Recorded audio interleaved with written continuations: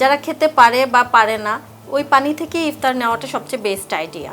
কিন্তু প্রচুর পরিমাণে সুইট আইটেম না এবং প্রচুর পরিমাণে খাবার একসাথে না খাওয়াটাই ভালো। সাদা মুড়ি খেলে কখনোই আপনার গ্যাস হবে না, কিন্তু এই বুট আর মুড়ি যখন একসাথে করবেন সেটা কিন্তু আপনার ব্লোটিং বা গ্যাসের কারণ হয়ে দাঁড়াবে।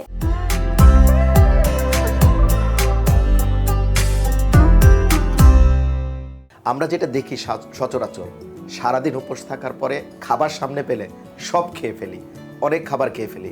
এতে স্বাস্থ্যের কী ধরনের ক্ষতি হতে পারে ইফতারের সময়? দেখা যায় যে আমরা যখন খাবার খাই তখন এটা স্বাভাবিক, সারা দিন যখন না খেয়ে থাকি আমাদের মনে হয় যে আমরা যা খাবো আশেপাশে যা দেখছি সব তখন খেতে ইচ্ছে করে।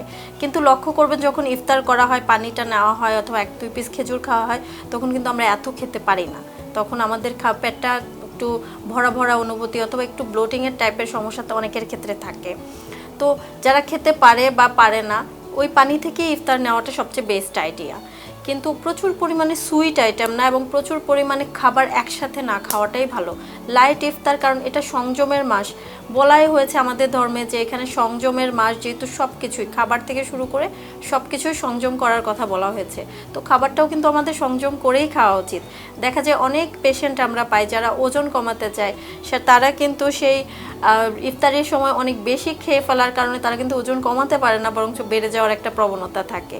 তো খাবার পরিমিত পরিমাণে, যেটা পেট ঠান্ডা রাখবে এবং অনেকক্ষণ পেটে থাকবে, এই টাইপের একটু হেলদি খাবার নিয়ে নেওয়া উচিত। হতে পারে সেখানে আপনি একটা ডিম সিদ্ধ রাখতে পারছেন, হতে পারে সেখানে ভাজা পোড়া খেতে পারেন। আমি কখনো নিষেধ করি না কোনো পেশেন্টকে যে একদমই ভাজা পোড়া নেবেন না, যেহেতু তারা ট্রেডিশনালি খেয়ে অভ্যস্ত। আমি যদি সরাসরি নিষেধ করে দিই তারা বেশি খেয়ে বসে থাকবে। তো আমি বলি আগে নর্মাল খাবারগুলো খান, যেমন পানি খাচ্ছেন, খেজুর খাচ্ছেন, ফ্রুটস খাচ্ছেন বা দই চিড়া খাচ্ছেন বা হালিমও যদি খেতে চান খেতে পারেন, কিন্তু হেলদি ওয়েতে বাসায় তৈরি করে, বাইরেরটা না। তো খাওয়ার পর দেন আপনি একটু ভাজা পোড়া খেতে পারেন। যেমন অনেকে বুট খেতে পছন্দ করে, ছোলা খুবই ভালো, খারাপ না। ছোলা কিন্তু আমাদের শরীরের জন্য খুব উপকারী, এনার্জেটিক এবং আমাদের কর্মক্ষম রাখতে হেল্প করে। প্রচুর পরিমাণে ভিটামিন, মিনারেলস এবং প্রোটিন পাওয়া যায় এতে, এবং ফাইবারও পাওয়া যায়।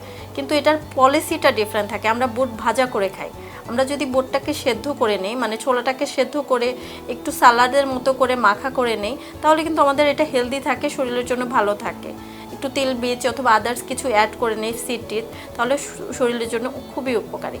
তারপরে সাথে যদি আপনি কোনো কিছু অ্যাড করতে চান, সাদা মুড়ি খেলে কখনোই আপনার গ্যাস হবে না, কিন্তু এই বুট আর মুড়ি যখন একসাথে করবেন সেটা কিন্তু আপনার ব্লোটিং বা গ্যাসের কারণ হয়ে দাঁড়াবে।